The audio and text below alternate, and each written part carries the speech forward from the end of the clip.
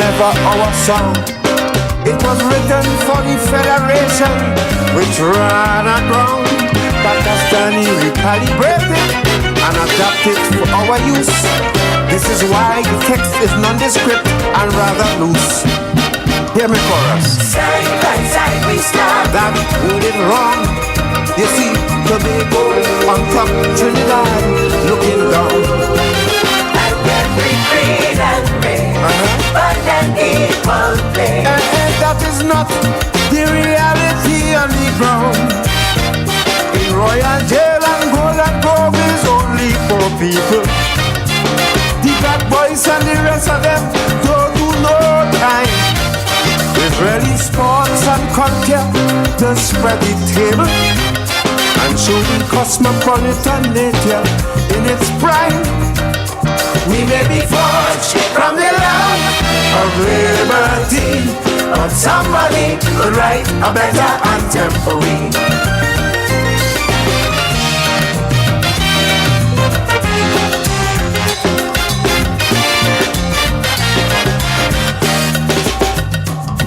A major weakness I find with we anthem. It says nothing about the lands from where we came. To adopt and accept this Twin Island gem as the only home to which we have any claim. So I watch in UNC Kokiai, but their loyalties really lie with some foreign culture with which they choose to identify. They boycott Independence Parade anytime they're not at the top. So to me it's a joke when they call themselves patriots. Tell me, side by side we stand. Somebody mad. How come Indians and Africans hate each other so bad? And then we creed and pray, but then equal play. But not one white collar criminal languishing in Rimania. Well, alright. In CPP and no Syrian nor French Creole. You ever see a Chinese police fighting crime? Israeli carnival and cricket to spread the table. That shows the cosmopolitan nature in its prime. We may be forged from the land of liberty, but somebody could write a better anthem for we.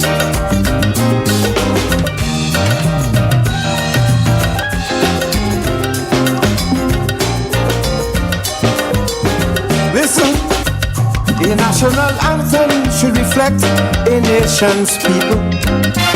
When it plays, we all must feel passion and pride. Nobody walking around, nobody sitting. Patriotism must rise up like high tide. Like a national call to war, it should raise everybody's paws and unite every living soul under one common cause. It's not too late for revision. Given all that I have outlined, we change the Trinity Cross, the anthem could redesign. Tell me now, side by side we stand. Then stop playing the fool. A national anthem for any country is a serious national tool. And then we creed and race, provide an equal pay. We have to love each other despite the genetic pool. In TNT, we only at 95.5 FM, just about 4 minutes after the hour of 10 o'clock. Welcome to the Iron Dependency program where God, Sinclair, and Natasha is out there in the cold and bringing to you a very packed program for you this morning. Gentlemen, and of course the ladies, welcome. God, are you hearing me? Yes, we are hearing you loud and clear. Right. Well, we've got a packed studio, and of course I know you're out there in the cold. And yes. You'll be doing the show from out there this morning. Welcome and Happy New Year in advance. A matter of fact, belated New Year and Christmas and all of that good stuff that goes with the season. Many happy returns to you. Same to you. And we are very thankful again for life and thankful for the first Dependency program. Good morning, Natasha. Good morning, Mr. God. Good morning. And in the studio, We feel like two five-star generals here this morning because we have three generals in studio as well. And we are really thankful that these three very important people in our society decided to accept our invitation to be with us this morning. And we thank them very much. Good morning, Ms. Chance. Good morning, Mr. Wilson. And good morning, Mr. Boris. And Happy New Year to you both. And thank you for having us. And many happy returns. Now, we pray and hope that we don't get any internet issues this morning. We started already very early. Yeah, it started buffering already. I don't know. Ugh. I've been following this all week and I realized that there's an issue with the internet. I thought by now they would have had that fixed. But nevertheless, the show must go on and we press on. Are you still hearing us, Gary? Yes, loud and clear. Loud and clear, God. Are you still hearing us, Gary? Yes, sir. Yes, sir. Yes, sir. Yes, sir. Yes, sir. All right. Well, we take this moment to. All right, we take this moment to welcome everybody to the show. Happy New Year to you, to our loyal Dependency audience. Happy New Year and welcome to the show. Thanks for joining us on I-95.5 and on our Facebook page and YouTube channel. All right. So let's get right into it. And I hope those of you on Facebook, you will tell us if you're having any issues. Those of you on YouTube, you'll tell us if you're having any issues. Because from our end here, it looks like the feed and the studio is buffering. So we really do hope that because we plan a nice little session here this morning. Because first up, Trinidad and Tobago, we have three people in studio here who have been doing a lot of work behind the scenes. And you all don't know half the work that they do. Let's start with Senator Boris. Senator Boris, and he's a senator, so we have to put that hand in. Senator Boris has been going around the country doing something called I Love My Street, and you'll get a chance to see that this morning because he has been doing a lot of work behind the scenes for Trinidad and Tobago, and this man really loves his country. Harvey, could you just say that line again for us over here, please? Let me start by saying the great words, and those words, I hope everyone can say these words with me. Please, at the count of three, let's all say it together. 1, 2, 3. I love my country. My country. Fantastic indeed. Love of country, there's nothing greater. We give you all time to say. Yes. And so we're going to show you actually what we have been doing. And next we're going to show you, it's called I Love My Street. And you're going to see videos of his work that he has been doing around the country. Some of you have not seen it. And then we will go across the vision and mission to show you the first facility and that beautiful agricultural program that they have going on up there. You're going to get a walkthrough. So those of you who can join us, for those of you on radio, we'll describe it to you, but those of you who can join us on YouTube or Facebook, please do, because we want you to see the work of Vision and Mission and what they do out there at Waterfield especially. So you'll get a tour of the facility, a virtual tour of the facility, and you will also get a virtual tour of the agricultural project. This is very important to Trinidad and Tobago. And let me first by saying, Ms. Chance, thank you very much for taking the time to come down to the studio with us this morning and Yes. with us here. I know you all have a lot of responsibilities, and we really love the effort that you all have been putting out. So let's start with Harvey. Harvey, what made you decide to come up with this I Love My Street project? The whole idea, in terms of I love my country, must start with the individual. And on that basis, we went to I love my country, I love my community, and I love my street. And we felt, as our motto is, improving and beautifying Trinidad and Tobago one street at a time.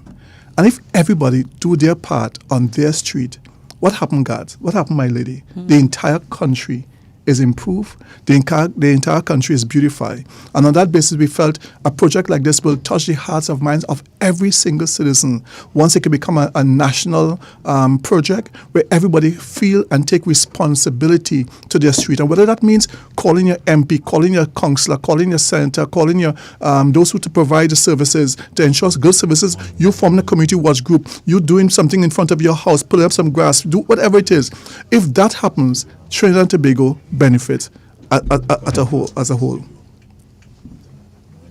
All right. Wonderful. And how do you go about recruiting people to engage in this kind of activity, which tends to be kind of lost in our culture these days. People don't often rally around their community as we used to. How do you encourage people to engage in this way? I use the media to some extent in terms of social media, and also my television and radio program in terms of trying to encourage persons to take a pride in our country. We have one of the greatest countries in the world. As small as we are, we have touched the entire world. And therefore, if we can focus on the love and the positives of our country, we can really turn this country around. And sometimes people some would lock onto it. Some, I must be honest, some one or two persons, I have to pay them to be there because of the fact that they explain to me their financial situation.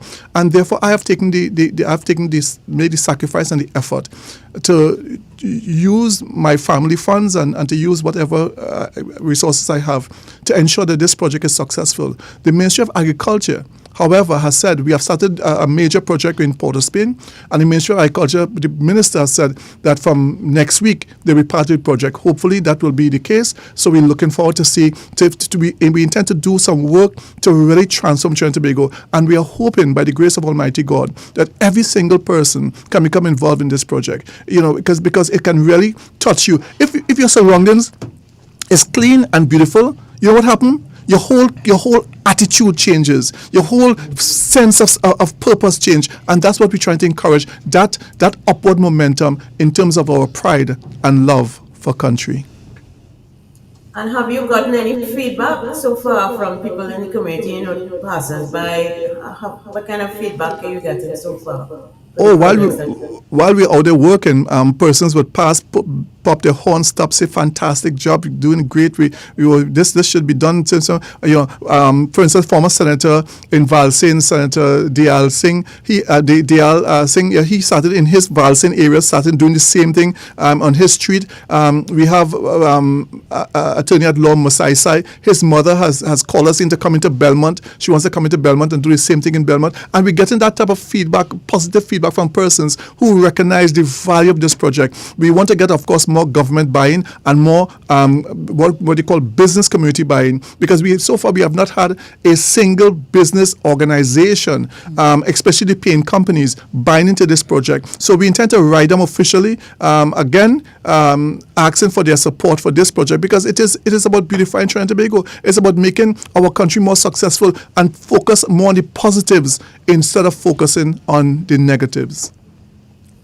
Absolutely. Well said. And in keeping with the theme of today's show, we want to make 2024 a positive year for individually, for our families, for our community, and ultimately for our country. Yes, and as well, if you're just joining us, you're listening to Dependency, and in studio we have Mr. Happy Boris, Senator Happy Boris, we have Ms. Giselle Chance, and Mr. Gerald Wilson. Now, why these three NGOs?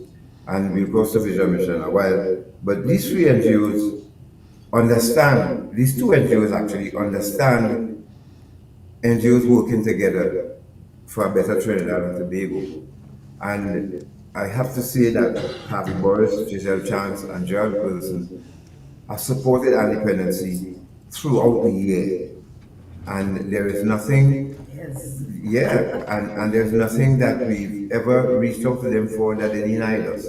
And because they see us as one team rather than competitors. And we really love that. This is why we have them grace the studios this morning with their presence to start the first leg of Dependency for 2024. Because our attempt is to score in 24. Love it. Love it. Yeah, I have that attitude. It's a struggle still, Yeah. and we won't get into that part of it, but we may touch on it later on in the program. However, there are a number of people out there who still don't understand that NGOs play a very important role in the development of any country. And Ms. Chance and Mr. Wilson, you all had a magnificent program on Friday. I forgot to let you know that. Thank you.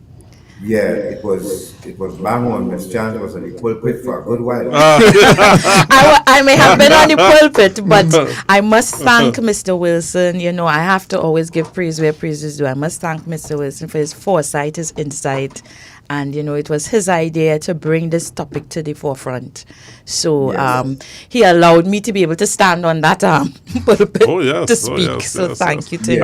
I kept quiet. Those two ladies were going at it, man. But I realized that the chance went to school, man. Oh, yes.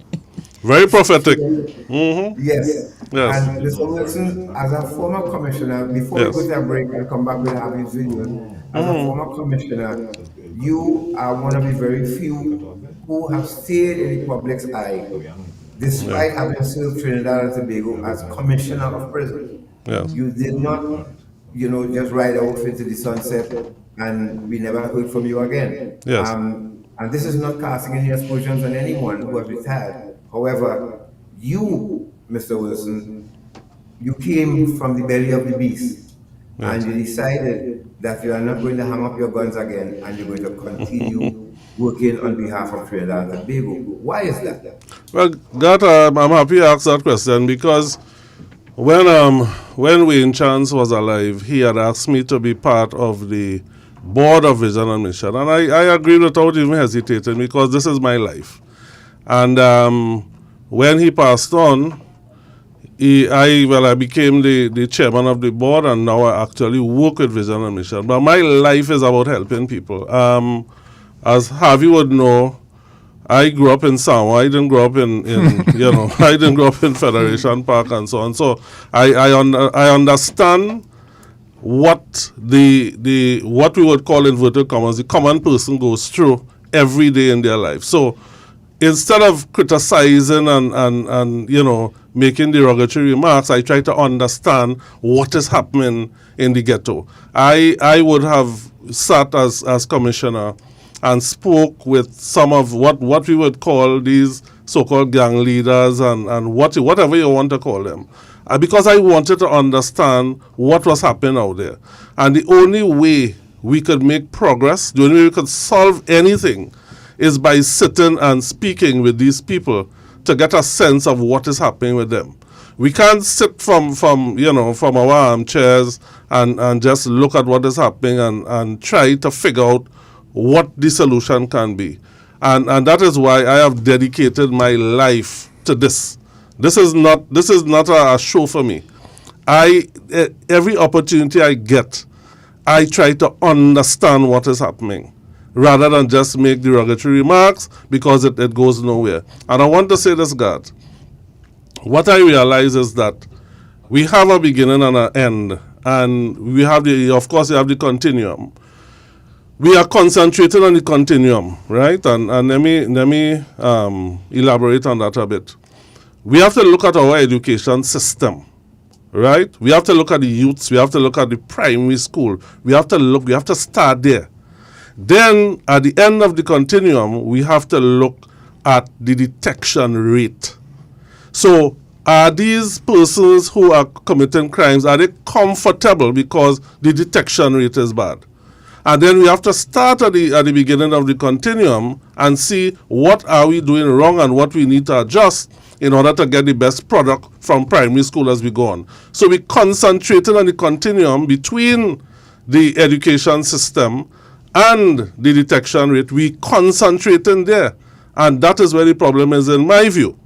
And once I am part of, because I am going nowhere, God, to be honest with you, I am going nowhere. I will live in Trinidad and Tobago until the end, because this is the place that I love.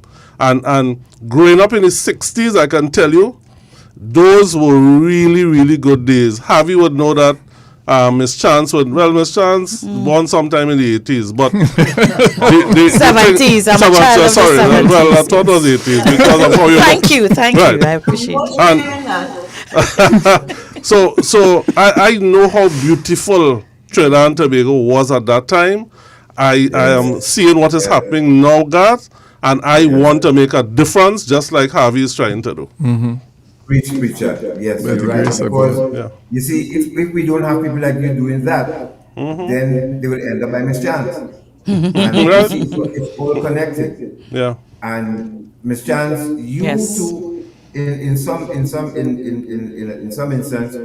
you like a warden as well, or a commissioner. Yes. Because you are now, overseeing people who fell through the cracks, went through our prison system, and you know are taking them and trying to reshape them and send them back to society. You accepted this task from your husband, from your late husband.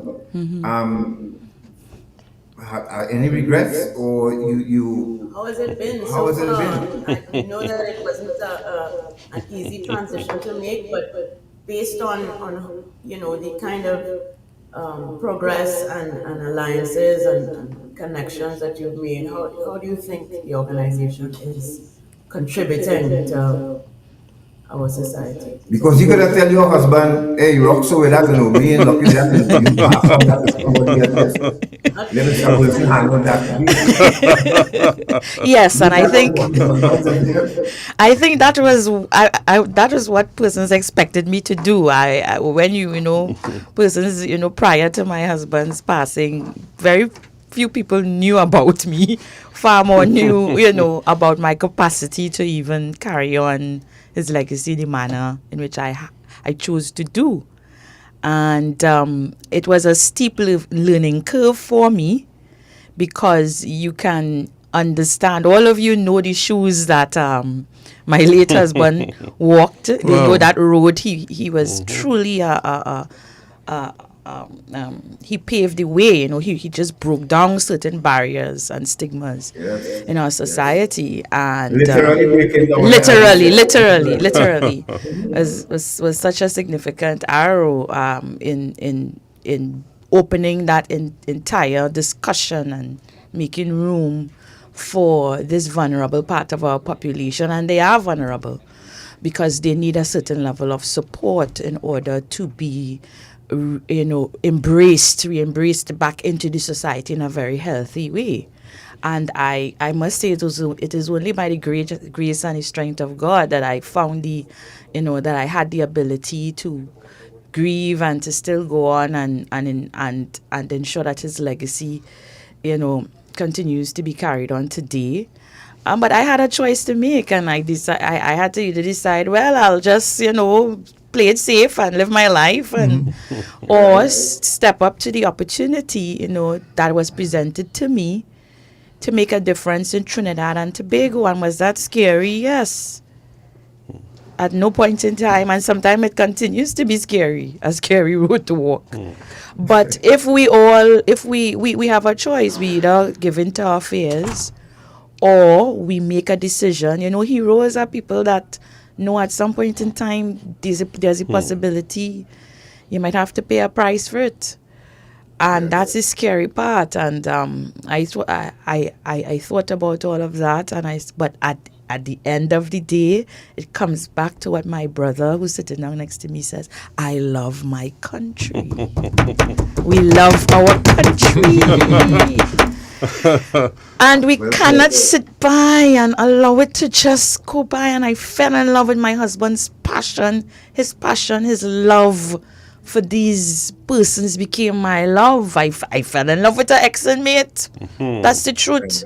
And I understood personally what his challenge was, and what being marginalized felt like, and what rejection looked like, and how it impacts a person.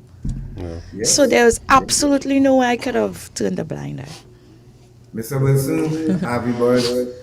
Senator, I would like us to give it up for these two women because Natasha did the same thing. Oh yes, in fact, that I was going to say. In fact, you took it from the words from my lips, because I was going to say I want to publicly praise Giselle. I don't want to say Mrs. Chance because she's going into another phase of her life. But I want to publicly praise Natasha and Giselle for what they have done, because I know when I look at Natasha, I know that she is your strength guard, and she's always there with you. And I think that sometimes we don't really pay homage to the persons behind the scenes who do so much for the person that we see all the time. So let me say to Giselle, yes, Thank you. and Natasha, right? Thank you. Publicly. Very much, sir. Thank you. Most welcome. Yeah.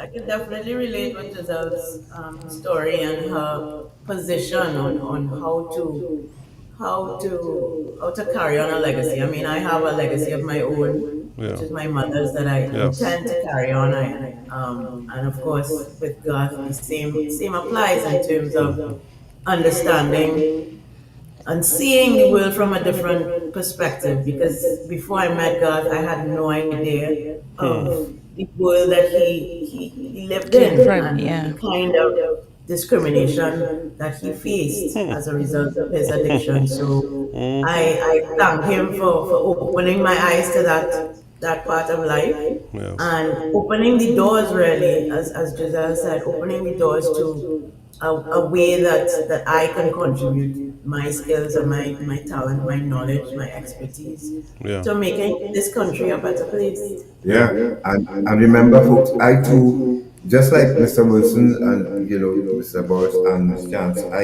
I was out of Trinidad and Tobago, but I was born in '94, but while I was out there, I had a chance to resettle and restart my life. This is after trying to reintegrate and the obstacles that I faced. But there was this bugbear, there was this, especially with the military, that I left behind. I contributed to disrespecting the colors somewhat. And that bothered me for years. And then I called Natasha from a payphone in Flatbush, Brooklyn, and said to her, hey, I'm coming home, I want to do a program on radio to call, we can call it what we want, but it's to warn servicemen especially what happens to them when they break their oath. And,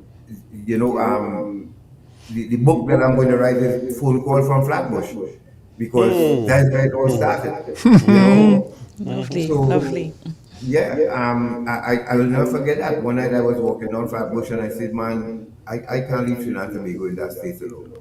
Because remember, crack cocaine phenomenon started back in the early 80s. And when this corporal brought crack to the military, that changed everything, And I survived it. There are a number of sailors and soldiers who died, you know what I mean? So out of a love for Trinidad and Tobago, I decided to do this. But when I came back home and the reality hit me, that everybody don't understand that love, because with Harvey, when Harvey started, people say, I fed up with this man. I love my country. Everything. I love my country. I love my country. What the hell? The madness that came out in yeah, he love the country. Every day, ladies and gentlemen, I love my country. And it's about, we have to come to love your country. After this break, when we return, we're going to start to show you how much this man loves his country. Those of you just joining us, you're listening to Dependency, and we have in studio Senator Harvey Boris, Sir Gerald Wilson, and Giselle Chance. And we just heard where we all started. We're going to take a break, and when we return, we're going to introduce you to the work that Mr. Harvey Boris has been doing around the country, from his own words, from his own videos. Thank you for supplying this to us, Harvey, and thank you, Vision and Mission. Ladies and gentlemen, you're listening to Dependency. We're going to take a break. We'll be right back.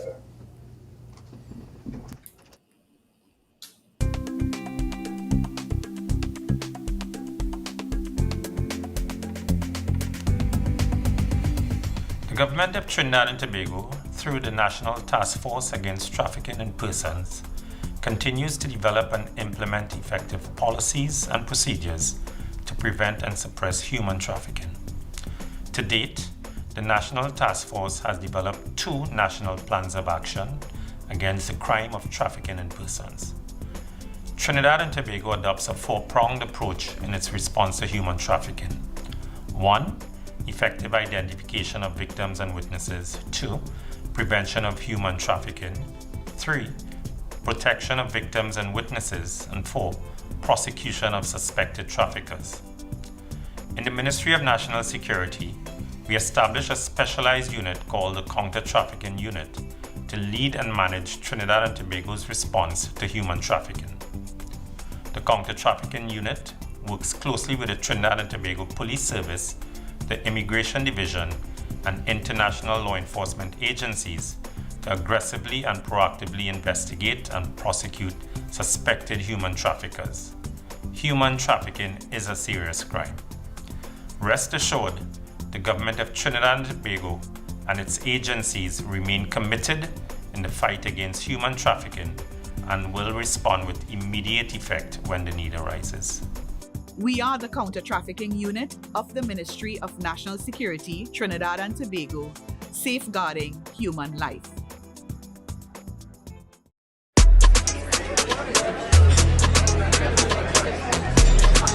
(50/20, 50/25).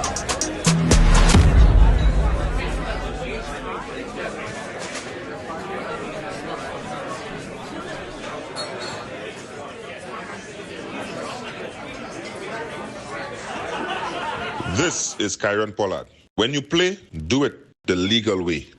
Don't bet on illegal gaming. Ion Dependency with Garth and Natasha. Reality radio at its best, where every life is a biography. Sundays at 10 a.m. and exclusively on I-95.5 FM. And streamed live on the Ion Dependency Facebook page and YouTube channel.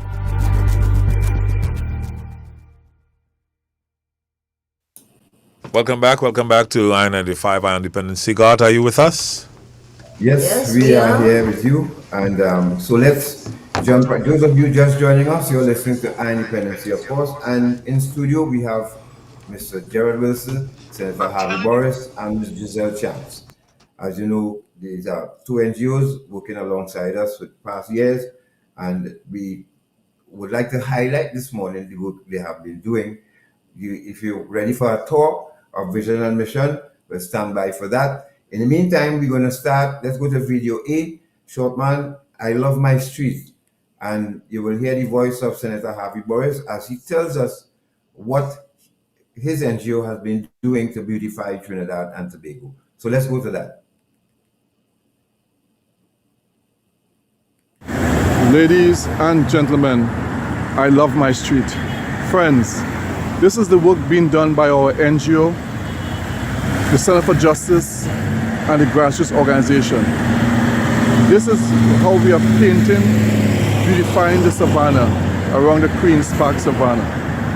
This is some of the work that we were able to do, and I want to thank those who came out yesterday evening and assisted us in this fantastic effort. We can improve our country one by one street at a time.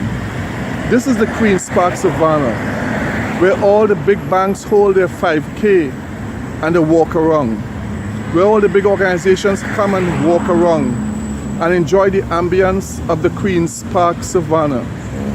This is the work that we are doing now in terms of beautifying, improving, and making our country look better. Yes, I love my street. So can you.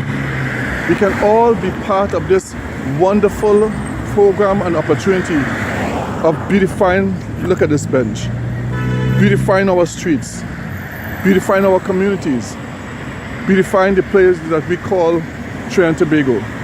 So I call upon the banks and the financial institutions, if you love this country, if you love this place to do your 5K, then obviously you can take the opportunity to sponsor, to assist us, or to do your own thing and help to beautify what are these benches. Yes, ladies and gentlemen, I call upon the business community to be part of this project. I love my street. The business community used there for all the 5Ks, and which is beautiful. Now also be part of beautifying around the Queen's Park Savannah. We came out last night and we did what we could, and we will continue. Our intention is to truly paint and beautify the entire Queen's Park Savannah. It's a big task. And yes, we are just a grassroots organization. We have not gotten a single cent of funding apart from what was given by yours truly, Harvey R. Boris. But how much can I do? I've been doing this from the age of 16, starting in the crazy. And I continue the work that we're doing in terms of community and through the Center for Justice, helping many. Come out and be part of this project. Come out and be part of in beautifying our country. Come out and say that you can do it. Business people, politicians, credit unions, union leaders. Let's not just talk. Let us come out and do things, active things in our community. Because at the end of the day, this is our country. And we have to show that we love our country. We love our street. We love our community.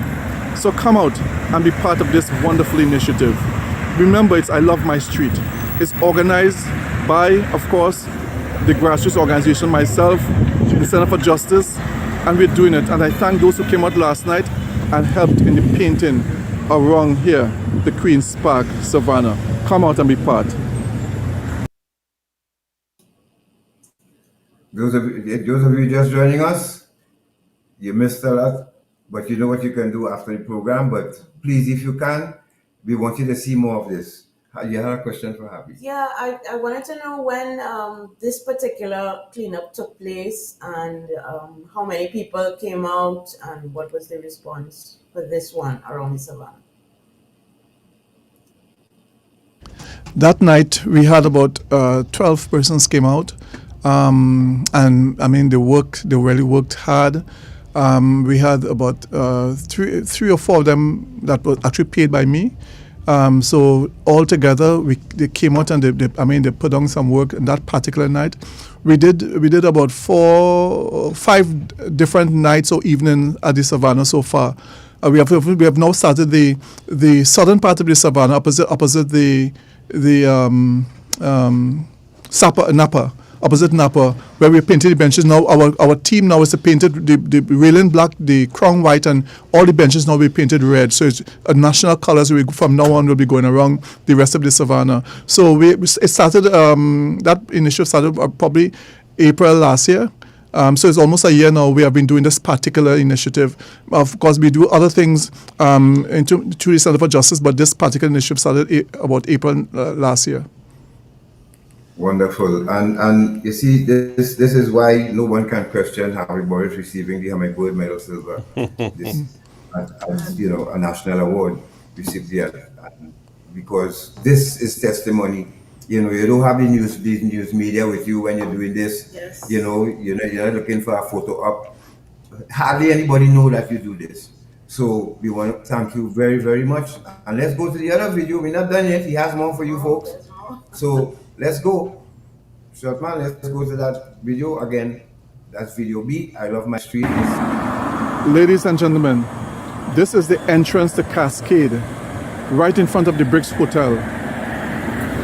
I have started the work. We started the work here. I Love My Street. And we painted the ends. And I believe Bricks Hotel, after hearing our clarion call, has now and have painted the full rest of the bridge to ensure that the entrance to Cascade in front of the Prime Minister's residence looks beautiful. We shall beautify Cascade. We shall beautify Woodbrook. We shall beautify San Juan. We shall beautify I Love My Street. I want all communities to join in. If the Bricks Hotel can be part of it and join in, I want all communities to join in. Look how beautiful this is. This part, of course, done by the people of St. Anne's. Here we are, right here in front of the Prime Minister's residence. in front of the Prime Minister's residence, the entrance to Cascade. This is it. Trinidad and Tobago. The bridge to enter Cascade looks beautiful. Cascade is getting back to its original beauty. Cascade, a wonderful place, a beautiful place, a place with great people. Cascade is the place to be. And here we have it, the wonderful bridge in Cascade here at Coblins Avenue, the entrance to Cascade, right in front of the Bricks Hotel. And there we see the Bricks Hotel. Wonderful indeed. The Bricks Hotel, right here in front of Cascade. Excellent. Well, this is the entrance to Cascade by Hilo. The entrance to Cascade. And you see the sign there. I love my street. See the sign, I love my street. You see the work that's been done here. See the work, the sign, I love my street.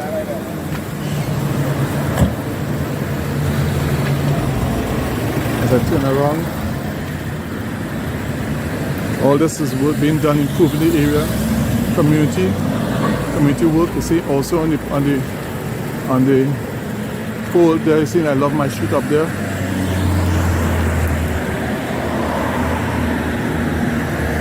And someone has joined it. They have painted this pole in white. They have painted that post in white. And look, all here, the entrance all here. Part of the work, I love my street. Fantastic. Well done. Well done. We all can do it. Let's all get involved. Ladies and gentlemen, this was an abandoned wall in the Cascade in Coblins Avenue. An abandoned wall. And this abandoned wall was looking terrible in this area. We painted the wall. This property is said to be belonging to a very wealthy person, but the wall was abandoned and have the area looking bad. So we painted the wall. We painted the wall. All here is on Coblins Avenue. And if we can have it done as grassroots, keeping our place beautiful, looking at the community and trying our best to improve. Yes, these are all properties belonging to private persons. The street signs belonging to the government. But it's our community. How can we say we love the country if we wouldn't try to do something ourselves? Once more, I call upon the business community to adopt a street. I call upon business persons who live in various areas to do something in your community. Let's all come together and improve and beautify our country. I love my country. Ladies and gentlemen, this is part of the work being done. This morning we paid a private contractor to come and cut the grass on Cascade Main Road. We paid a private contractor to come and cut the grass on Cascade Main Road as part of the project I Love My Street. I love my street. So there you have it. The grass around the work that we did there was really heavy. So we have cut the grass and you can see the work that was done. You can see the work that was done in terms of I Love My Street right here in the Cascade area.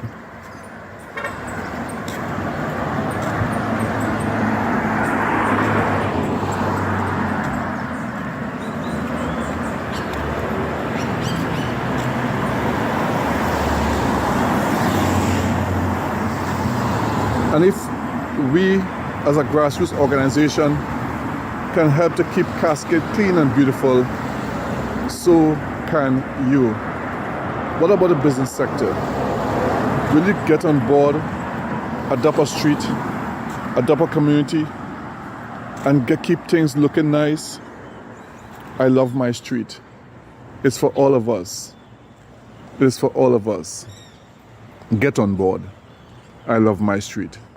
As you can see what we're doing, this is the bridge right here in Cascade, the main bridge. I love my street, and we are doing it again. This indeed is Sunday, Mother's Day, and we are out here beautifying the place because this is our area. This is Cascade. This is our area.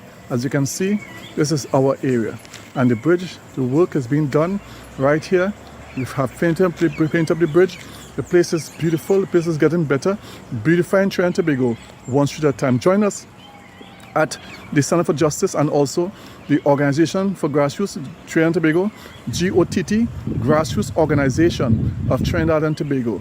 Become a part in any way you can contribute. Let's turn this place around. Let's reduce the crime by beautifying our mind, beautifying our whole mindset, and beautifying Trinidad and Tobago. Yes, making Trinidad and Tobago beautiful, one step, one street at a time. Can you join us? Can you assist us? This is wonderful.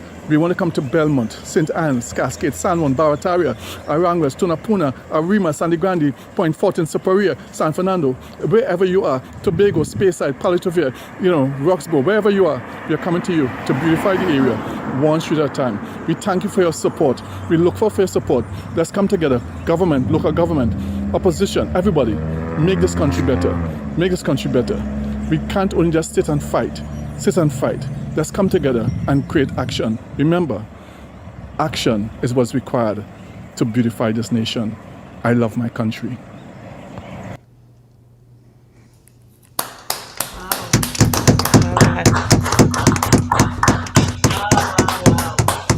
Well done.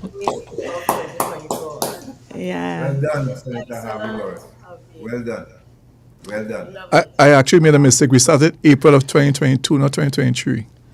Yes. But Yeah. regardless of what, Harvey, that bridge especially, people will pass and see that and think it's the corporation did it, not knowing that it's you and your team, and I am hoping that businessmen listening this morning will contact you and say, hey, we want to be part of this, and we prepare to sponsor some paintbrush, whatever paintbrushes, you name it, we will be part of this.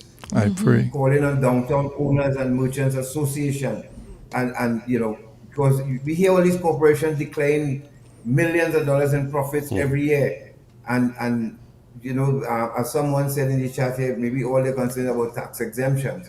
What about joining with Harvey Morris now and helping to beautify our country? Let's take a trip down on the Beatum and see lots and encourage everybody. As you said, when you come outside and you see, there was a study done with, people living in unsavory environment, and you're living in an unsavory environment, you think that way too. But if you reshape it and you color it up nice and you fix it up nice and you do it, maybe they might have a little more pride in their community and want to protect the name of their community at the same time. So, and ironically, it's the same principle. I'm sure Mr. Wilson will agree with me in prison, in terms of the conditions of the prison, not just for those living there, but those working there. So, the same principle applies to your community. But I wanted to ask Harvey, to what extent is there an individual responsibility? I know we're talking community, and that community responsibility is paramount. But to what extent do you think individual responsibility, for instance, that property that you mentioned that was abandoned, that is owned by somebody, what is their responsibility to keep their property looking decent and clean for everybody else around? That to me is the $1 million question, because that property in particular, I understand, I don't know who the owners are, but it was told to be owned by a wealthy corporate person in this country. And when we looked at Cublins Avenue, where the bricks is and other things in that, it really had the area looking really dung. And we felt, let's beautify. We have done, as a matter of fact, we have done the entire Cascade now. We want to focus on St. Anne's, Belmont, and other areas, San Juan, Tobago, and other areas we want to focus on now. So the beautification program, it is really you, we, us, all of us it's our responsibility to come out and do what you can. You know, some of the more well-to-do areas, you pass through them, and you see people on Sunday morning actually doing work in front of their homes. We must do that in all areas. Every one of us, no matter how rich you are, middle class you are, or poor you are, you must. This is the responsibility of the individual. By transforming each street, you transform each community. By transforming each community, you transform the country. And therefore, Trinidad and Tobago will benefit at the end of the day. I am telling you, if this program is properly adopted, crime will be reduced. People have a different mindset. There's a joy, there's a feel to come out and to see your community looking clean and tidy. Of course, we need to improve many other things, but that is the basic necessity to get us together. So therefore, Natasha, it is an individual responsibility. We must understand, to save Trinidad and Tobago, it starts with it starts with the individual, it starts with the person. Mr. Wilson, your thoughts before you go to a break and give people a tour of vision and mission. Mr. Wilson, what do you thought about it? Well, I am so happy Natasha said that, and I'll tell you why. When we look at the prison environment, we try, our best to sanitize and to keep it clean. However, the infrastructure itself is difficult to do that, Garth. And how do you rehabilitate and reform persons in an environment that is really not conducive? It's difficult. So I'm happy Natasha drew that analogy, and having Senator having me congratulate you on a job well done. It's forward thinking, and I agree that if the community sees the change in terms of the cleanliness and the environment and the painting and so on, they will feel proud of the community, and that should filter down now to the gang members and say, hey, look how bright our community is looking. Let's look at the crime too. So it's such a brilliant idea, Senator, and I hope that it gets the traction it deserves as you go forward. By the grace of God. Yes, I want to congratulate the Senator for, this innovative idea. And, it's even an approach that we use at Vision and Mission, because when you see our facility, when we come back from the break, you'll be like, okay, those ex-inmates stay there. And what we don't understand is the psychological effect that your environment has on you as an individual. There's a saying, I don't know where it started from, but that cleanliness is next to godliness. And when in the natural realm, when you look at an environment can actually affect your mood, your ability to focus, your ability to achieve certain things. If you're in a very cluttered, smelly, dark, damp, or negative environment that's not beautiful, it keeps you in a subconscious state of being, and it prevents you from being able to open your mind to other ideas. So at Vision on Mission, we actually use that principle of your environment affecting your ability to make the requisite changes internally. God, so I really want to congratulate you. Thank you very much. Approach. God, can I say this before you go for the break quickly? Oh, sure. That guy they call Rain Chance is a different human being. Sometimes I will get called 1 o'clock in the morning, 12 o'clock in the night. Rain Chance on the way to the airport. To collect a deportee. Calling me to make sure I have a room available because they may not have immediate accommodation. For them to stay a day or two while he organized things. Sometimes it's paid for, sometimes it's not paid for. But the point is, Wayne would be there. I don't know how you used to allow him to leave to go on. That was part of the job. But it was really. This guy. Some people think that persons without letters can't be leaders. Wayne Chance was second to none in terms of his commitment, what he thought about. Sometimes we would meet and chat and things. With all that, he had dreams and aspirations and achieving this goal and achieving that goal. And sometimes you really hear the passion in Wayne Chance and that. So I was one of those who supported you all from day one. I thank God for what you all have done.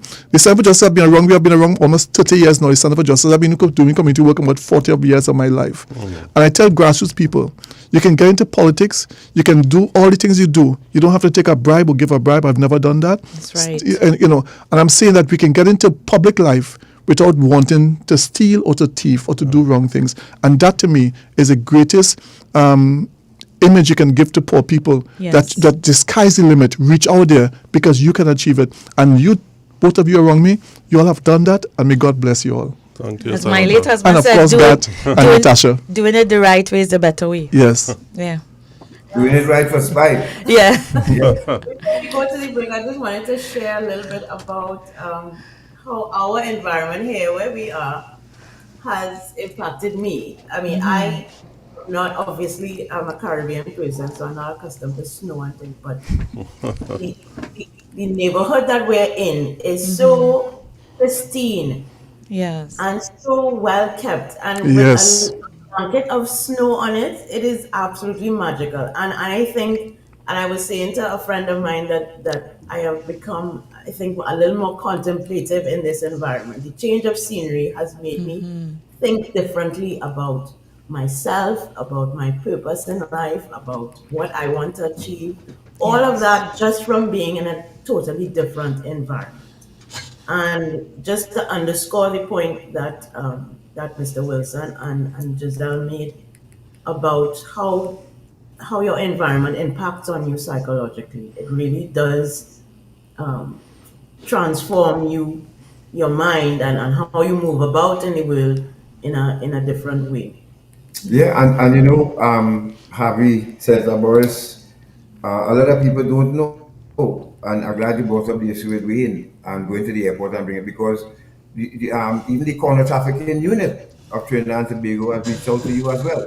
And you know, as I said, Mr. Harvey, you know, Senator Boris does a lot of things behind the scenes that a lot of people don't know. He really is a true patriot. This man really loves his people, and he's a very, I mean, he given till it hurts sometimes, I'm sure. But you know, Mr. Wilson, I remember I tell you when we announced that we were going to get married, Harvey called in one time on the Yes. program and said, Yes. your reception will be up at Alicia's Palace on the Hill. Yes. And he was there, you know, and we want to thank him once again, Harvey. Yes. He's Yeah. really a really true patriot Gem. of Trinidad and And a Tobago. man of his word, importantly. Yes, There and are a a lot man of people of his who word. talk a good game, but when it comes to following through, Yes. Harvey Boris is the man. Harvey Boris Boy. Praises to God and San Juan and Palatobia.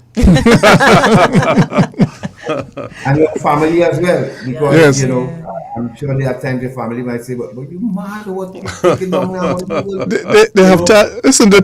Sometimes they tell me I'm a crazy person. If I focus on business, I'm focused on going to help somebody in a community, and I can make anyhow. You know, thank you so much, man. And good morning to Alison and all the others joining us on Facebook this morning and YouTube. We're going to take a break. And when we return, those of you who have never seen Waterfield facility that you always hear Ms. Chance and Mr. Wilson speak about, you are going to see it this morning. You're going to get a virtual tour of the facility. You're going to get a virtual tour of the agricultural project.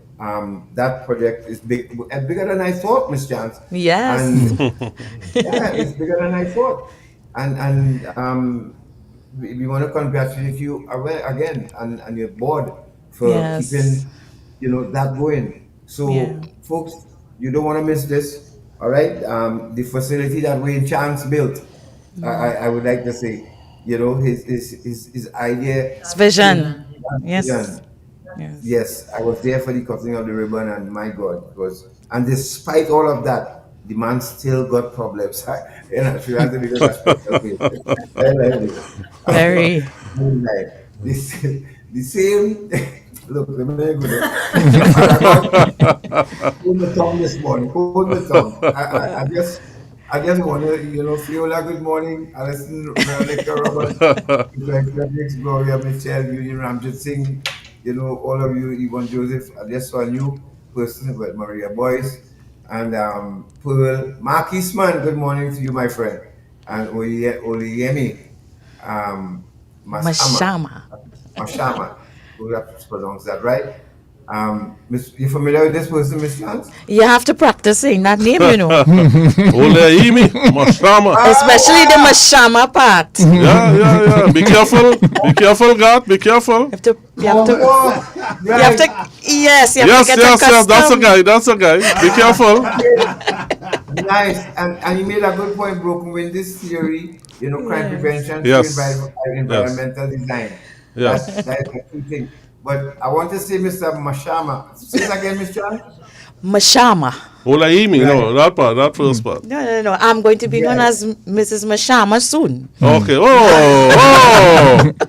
So, and you're going to don't feel you're going to end the program without telling the listener what you mean by that. Well, go to the break. Where's the break? I have a clue to Mr. Mashama himself. Mr. Mashama, you see all the people in the studio, Mr. Mashama, and Darian Marcel and Fitzroy Fredericks and all of these people. Yeah. Miss Chance have us on speed dial, just like right? So, let's so take us to a break, and we'll be back with a tour, vision, and mission, and that Waterfield facility. Awesome. Stay right here.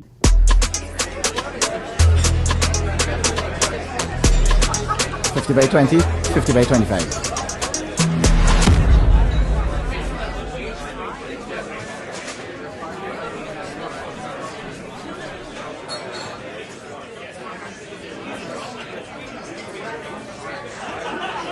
This is Kyron Pollard. When you play, do it the legal way. Don't bet on illegal gaming. Morning. Listen now. I've noticed something about them new people and them up the road there. Where's that? Girl, the man that he passing up and down in front of here with a set of woman. I really noticed some woman living there, and they can't even say as much as good morning. Well, listen now. I wonder if it's human trafficking. You think it's that? So, how can you spot and identify perpetrators and victims of trafficking? Many victims are found living and working together in the same place and sleep in shared and inappropriate spaces. Victims work excessively long hours. They often sleep in the daytime and work long nights. They are often escorted everywhere they go and may appear to be malnourished. They may show signs of physical abuse, drug and alcohol use, and may also appear withdrawn, fearful, or intimidated. Victims who are migrants are often not in possession of their identity or immigration documents and have irregular immigration status. Perpetrators can be male or female and may appear to be managing or controlling the victims. And they may even at times appear to be the victim's best friend, boyfriend, or employer. We are the counter-trafficking unit of the Ministry of National Security, Trinidad and Tobago, safeguarding human life. Ion Dependency with Garth and Natasha. Reality radio, at its best, where every life is a biography. Sundays at 10 a.m. and exclusively on 95.5 FM. And streamed live on the Ion Dependency Facebook page and YouTube channel.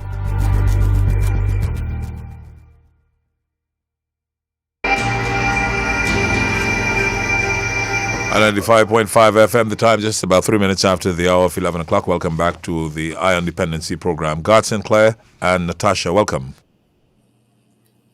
Thank you very much. Thanks for staying with us on I-95 and on Facebook and YouTube. We see you all. Thank you very much for your greetings. And your loyal support. And your loyal continued support. Now, Ms. Chan, before we go to visual mission, right? Yes. I want to, let me poke some ribs a little bit this time. Okay. I'm ready for you. So folks, Mr. Boris, Mr. Wilson. Yes. So I attended an event the IOM invited us to, right? I was part of the panel. Yes. So when I looked in the audience, I said, hey, that looked like Miss Chan. So, but it had a brother sitting next to her. I find he's sitting real close. I Yes. said, well, this man, Yes. so close to Miss Chan that is he trying to pick this lady pocket or she something wrong here? Yes, yes. But then I find Miss Chan's not looking like she under any pressure or any duress and things. No, smiling. Mm-hmm. He's smiling.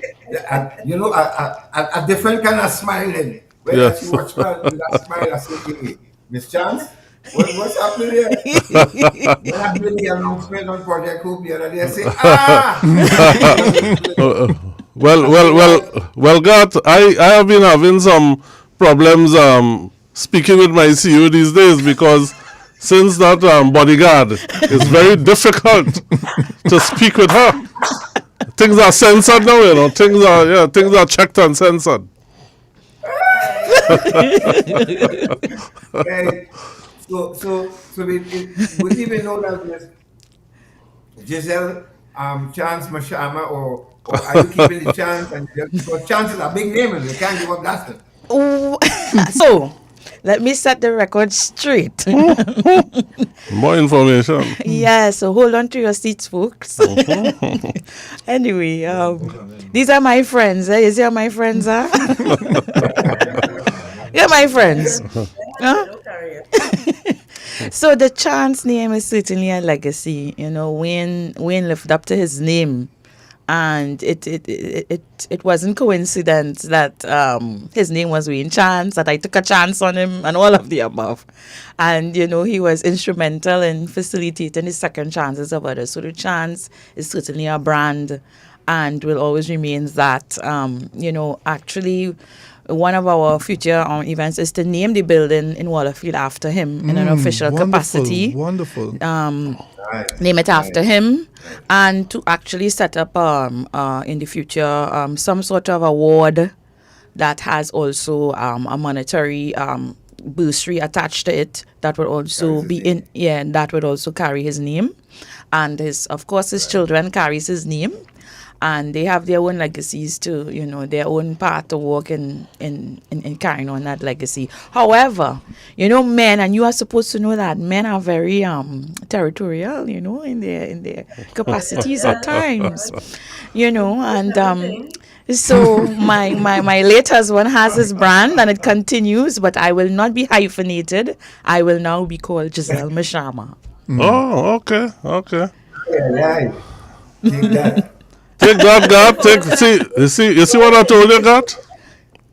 Yes. I told you. Well, just don't leave yours anywhere here because the next one. I don't know where I'm going to have this wedding because the amount of people telling me they have to get an invitation. I was like, okay, you know. Well, we have 7 stadia across. And God, the goodly senator said that he's going to sponsor half the wedding. Hey, the man coming with his pocket a certain size here. Okay, right. Oh God, Lord. Well, folks, thank you for just joining us. So now we're going to. That's a nice way to introduce this video. As you're going to see here now. First, you're going to get a tour of that facility at Wallafield that's going to be renamed after Wayne Chance soon. So, man, take it away. Let's go.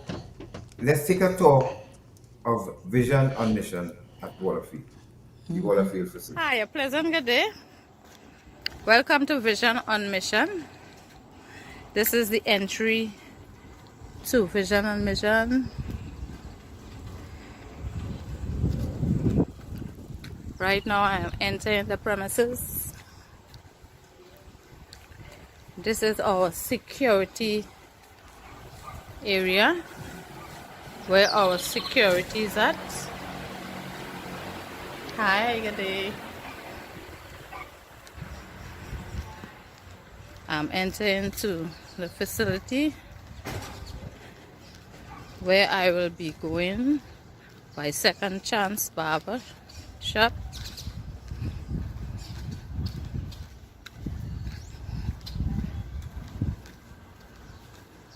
This is on our way to the facility.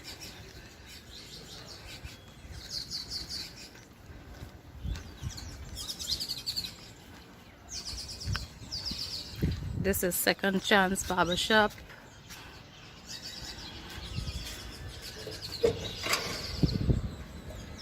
Hi, good day, guys. We are inside of Second Chance Barber Shop.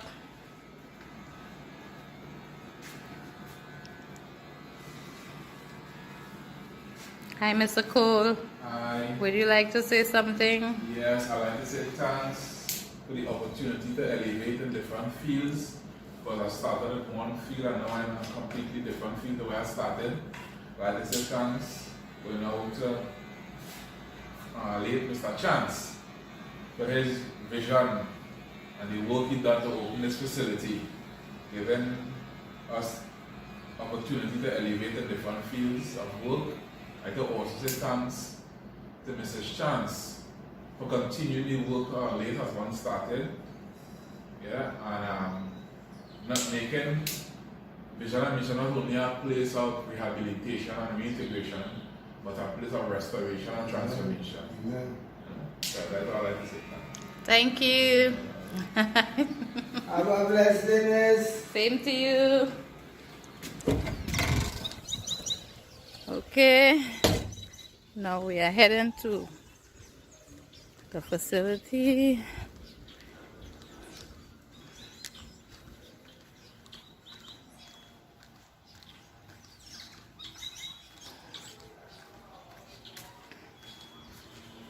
Okay, this is the center manager office area, and this is our parlor, one-stop shop parlor. Okay, this is our shopkeeper. Right. A lot of nice goodies. Yeah, the lady's filming it. Okay, so now we are entering inside.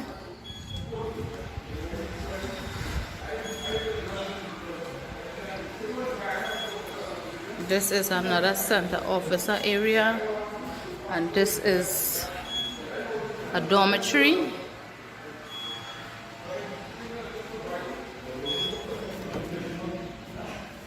This is inside of one of our dormitory. Hi, Peter.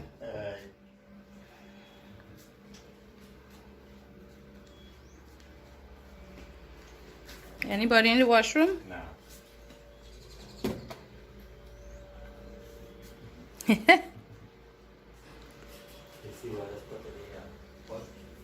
Yeah.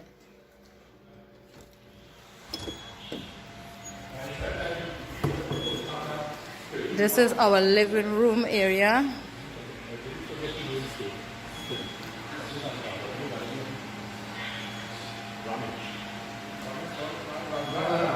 Our next security officer.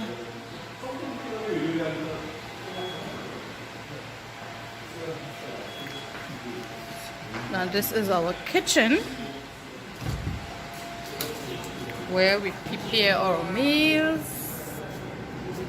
Hi guys.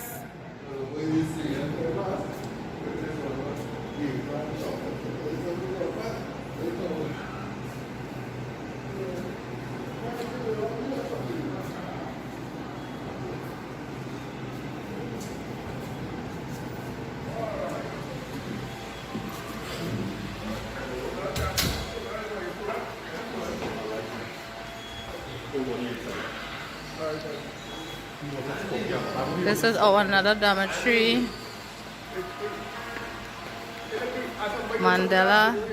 Nelson Mandela dormitory. Getting a tour vision and mission facility, those of you listening on radio. And I'm approaching Raj Shiloksin dormitory.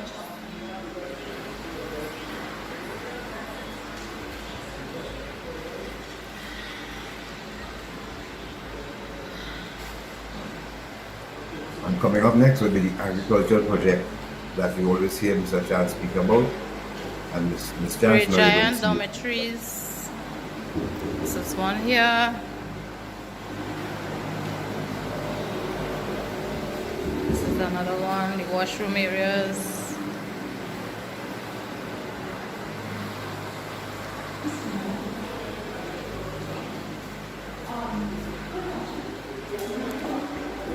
This is Gordon Husband area, another dormitory.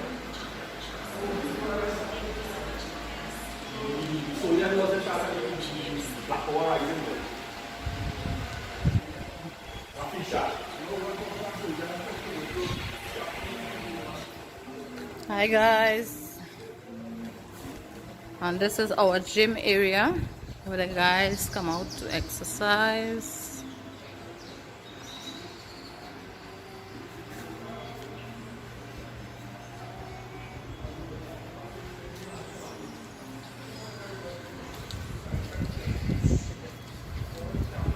Now we are moving to the garden area where we will meet Mr. Ramdas.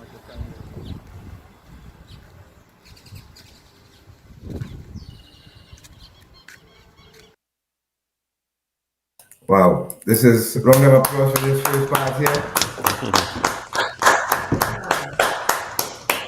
Very impressive. Very impressive. Very, very, I very didn't know this impressive. place so big. The Yes. ambience here is so beautiful. Excellent environment. Wow. You know, to hear those birds chirping in the background, and it's just, you know, it's to wake up to that every morning. I can imagine, you know, you cannot help but want to rehabilitate and get the good things in life once again Well, in your life. I have had to, there are persons who believe that when someone commits a crime, that they should be sentenced for life and should be subjected to an environment that is basically hellish an experience. Yes, And that is really not the way that you rehabilitate. When you expose someone who would have spent years in prison or adopted a particular lifestyle to this type of environment, what it does, it humanizes the individual. It also gives them the ability to see, to experience, to touch, to feel what it would be to live in a particular lifestyle. And they are then motivated to maintain that lifestyle in a healthy way. Yes. They don't want to, when they leave there, you think they want to go back to jail after that, living in an environment like that? You see, so what we do is part of our approach is subconscious. You have to reprogram the mind to understand what an alternative environment feels like, what it looks like, so that they want more of that. Yes. And they choose to do, so they are in environment, and when they're in that peaceful, clean environment, you can then teach them the cognitive and the life skills and the job skills that they need to now, pursue that type of lifestyle for themselves. And they'll be in the right frame of mind to receive all of that information. And yes. Then we're ready to go out onto the outside and make a better, shake of it, of their lives and progress. Yes. And if, it seems that, what you're saying is that I was eating with my hands all the time. Now you're showing me to eat with a spoon. I don't want to go back to eating with my hands. Correct. I want to continue, eating with spoon and knife and fork now. You know what I mean? And Giselle, what does it take to maintain a facility like that? Because I looked at the gym equipment, like where do you get to make the facility what it is? This approach was really started by my husband. He never believed in, you see how the facility is designed. Yes. Okay, he did not want it to be where you just, because they are an ex-inmate, you pack them in some kind of warehouse, unkept, unclean. The chair had to be falling down. If they sit on it, it rocking side to side, and because that would be teaching the person outwardly what is their value. So when we would have gotten, through our subvention and various donations, we look at it as an investment. So we prioritize particular things. You can't have, when you have 60 men in a facility, you have to have, at any one point in time, you have to have a place for them to exercise, right? To get off that male hormone, those hormones in a healthy way. And and we have persons that have, health challenges, and we at Vision Mission, we take care of the individual holistically. So it's not just about, okay, they have a place to stay. that does not bring about transformation. You have to Right. teach the individual to first of all understand that he is a valued human being. And you reflect that in the furniture you have, in the environment you have, in the cleanliness or the type of meals you prepare, all of those things. Because when a person understands their value, then they can understand your value as a That's human it. being. And you all keeping legacies alive too. You all keeping history alive because the dormitories are named after Mandela, John Roger, Gordon Yes. Husband, Yes. Chilok Singh, Gary Grant. So when somebody walking in there, they see the name, they will ask a question. So who is Gordon Husband? And someone can give a history on Yes. Gordon Husband and John Yes. Roger. And I will never forget these two gentlemen, for the rest of my life. Yeah. Quickly before we go to the next video, Harvey, what you thought about what you saw there? So. I am shocked. I I thought it was a much smaller facility. I'm impressed. I think that NGOs can really lead the way, and therefore all assistance that can be given to vision and mission ought to be given, because to me, you all have just started. And you all can go much further and grow this organization where it really is transformative for the persons who may have slipped through the crack. I think it is excellent. I really want to compliment you. And I trust by the grace of God, you continue to go from strength to strength. As the case may be, God, it is really fantastic. And in truth, it must have the support of Trinidad and Tobago. Mr. Wilson, when you went on there for the first time, what you thought? Well, I mean, as the chairman of the board, I would have been up there, and when I went on tour, I was really amazed. And I want to say, God, I'm happy I'm getting the opportunity to say this on air too. We talk about the legacy and the fact that that Giselle would have taken over from Mr. Chance, and we can't escape that. But I want to tell you something. This lady is incredible, right? People don't know what happens behind the scenes and what she goes through to keep this place afloat, So that it's important to really give her kudos. And let me tell you something, she is not a walkover. And if sometimes she transforms into Wayne Chance depending on the position, Yeah. She, sometimes when she transforms, I would look across to make sure that he didn't come back, from the grave, because she, living with somebody for a number of years, you tend to take all the, so when she transforms into that, you just have to sit down and listen and don't get involved at all, because it could be quite a scene, God. But I remember speaking to Mr. Chance that time. Somebody tried to rattle her. Mr. Chance, if he feel go gangster me, right? I said, Wayne Chance, God, you have it correctly. So sometimes when you're having staff meetings and so on, and she transforms into that, we'd look at her and, would say, well, okay, this is the time to keep quiet, because this is, don't get involved at all. But I just want to say, publicly that this lady is doing a tremendous job, and I hope that the powers that be understands what she goes through day by day. When we sit and try to make ends meet, when we try to do things, get programs organized, things are not happening the way we want it to happen. And the fact that at that time, for most of the time, she would have been a single parent trying to cope with things at home and run an organization like that. I needed to say that. Yes. Thank you, Mr. Wilson. So let's go to our tour now of the agricultural project. Those of you just joining us, you're listening to Dependency.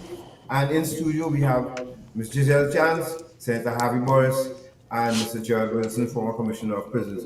Let's take a tour now of the agricultural facility right up there at Waterfield itself. You would not believe it. This is cucumber. Nice long cucumber, call it English food.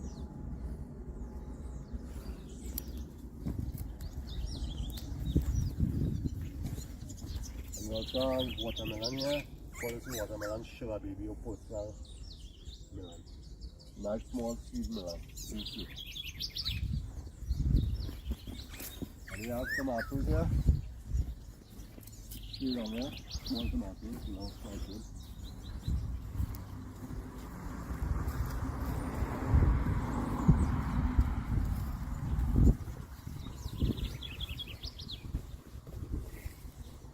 And we also have zucchini here. This is a yellow brand. A yellow brand of zucchini.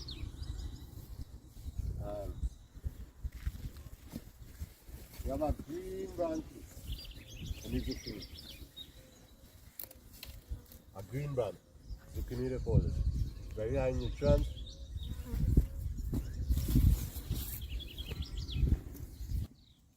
This is type here. Chinese cabbage here. Saibagi. This is celery. Celery.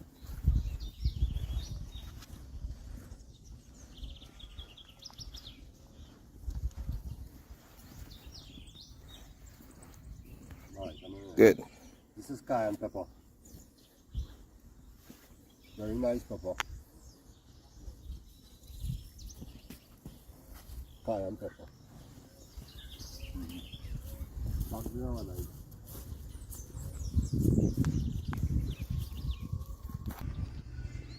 This is lettuce here. Lettuce.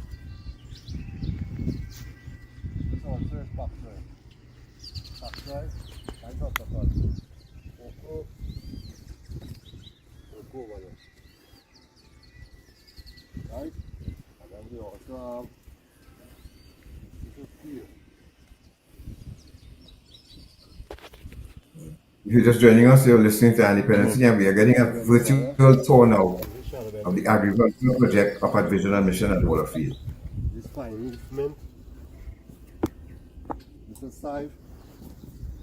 Now I have a salad bundle there for the neighbor. This is kale, saibagi in here, right? This here now is pak choy that I plant recently.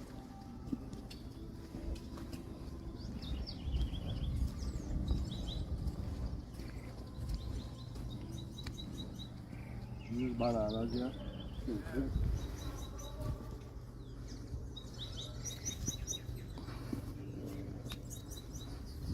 This is pawpaw. Yeah, some very small.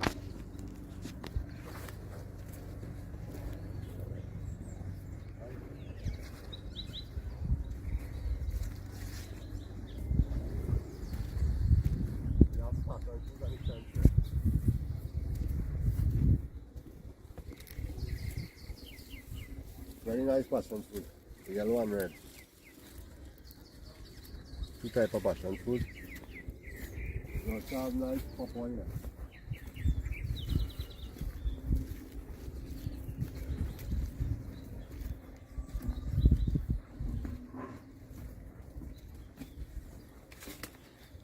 Very nice papaya and a very sweet. The orange inside. We'll take good care of them. We also have pumpkin here.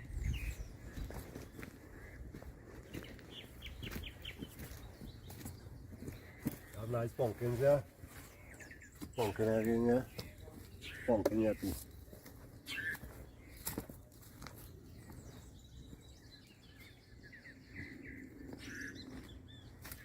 This is a small banana papaya, very sweet, also very sweet.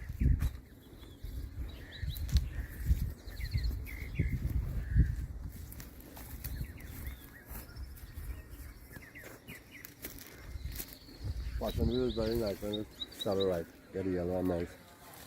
Right?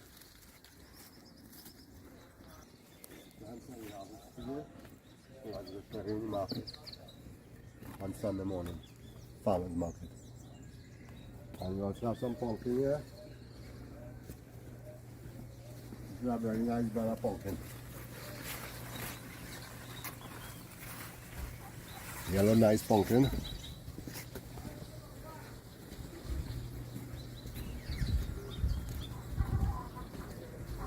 Pumpkin is ready for harvest, is right. And we have little baby lettuce. One plant here. This is chocolate mint. Lettuce again. These are red barberry.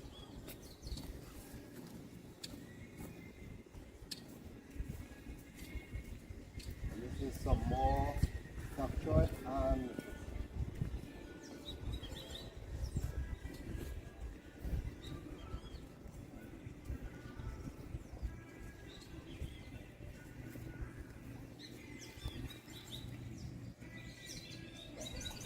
For those of you just putting on your radio, you're wondering what's happening, well, we are getting a virtual tour of Vision and Mission's agricultural facility. Wow, a round of applause for that one tour. Wow. Wow. Amazing. Wow. Absolutely amazing. Just listening to those birds in the background. Yes. And, you know, wow, boy, that is such a big, well done again, Miss Chance. Yes. Tell us about this. So this, I guess, this cuts down, as Gardner said here on the chat, this cuts down on your food bill a good bit, doesn't it? Yes, it does. So the purpose of the agricultural program is twofold. One, it provides training for our clients in a number of in various areas in agriculture, and we haven't shown you our chickens, our eggs, we have goat, you know, all of that up there. So that's just part of it. We also as you can see, the environment is one in which they learn the process of sowing and reaping, right? Of working for what you need to get and seeing the outcome, investing and getting an outcome. And also, of course, it contributes to our food bill on a monthly basis, reducing that. And we do go to the market on a weekend. Well, yes, we're going to answer that. Yes, we do. And you know, the persons that come to the market, the various markets we go, they are accustomed with our guys, and you know, they support. We want to thank for those that support the Vision and Mission, and they come and they support us by buying our produce. All right, so you know, we are very pleased with how we have started this project. It's far from where we want it to be, because I am a perfectionist when it comes to outcomes and the data and the figures and the produce. I do have a degree in agribusiness management, so you know, I'm a bit of a stickler for certain things. So I So in spite of what you have seen there, I'm not happy with where we are at. But you know, but really, I really can't complain. Our clients do an excellent job in doing what they do up there at the agricultural farm. Having birds, Senator Birds has seen the wheels turning. Listen, the ideas I'm getting here, what I'm seeing. I know, I'm seeing it. Man, the sky's the limit. The sky's the limit. Yes. Well, I will now want to request a tour. Sure, I would be happy to give you a tour. Yeah, I am really impressed. And anyone is welcome to you know, come and tour our facility to see where your taxpayers' money, you know, how it's being used, and the type of outcomes that we are producing up at the facility there. And just as someone was asking on Facebook, which markets do you go to? Where can we find Vision and Mission agricultural products on sale? Well, what you can do, if you're interested in what we have available, you can WhatsApp us at 718-7328. And we are at various markets. Sometimes we go to Grandi and we go to Arima. Yeah. Antonapuna. And Makoya. 718. Could you call that number again, Miss Chance? 718-7328. 7328. So yeah, and this year, what we're going to be doing, if you want to follow us, give us the first 3 months or so, but from about March thereafter, you're going to be seeing us on Facebook more.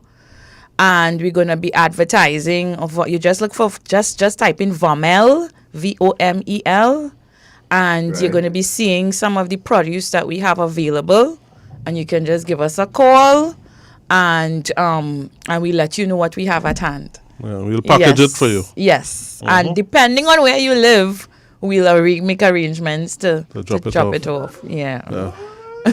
We have good callaloo bush, good callaloo bush got. Real good. Yeah. Soft and nice. Yeah. You don't have to swizzle at all. And Mr. Wilson is a callaloo connoisseur.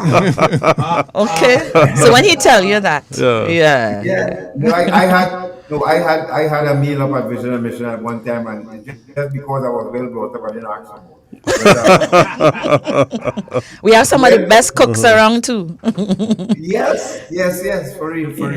But Food TV just joining us, you're listening to Dependency, and we are off to a really wonderful start with the new year. But I do want the opportunity, Garth and Natasha, to just share some. If I'm not sure if you're going to do that, but I do want to share 3 major things that Vision Mission has, earmarked for 2024.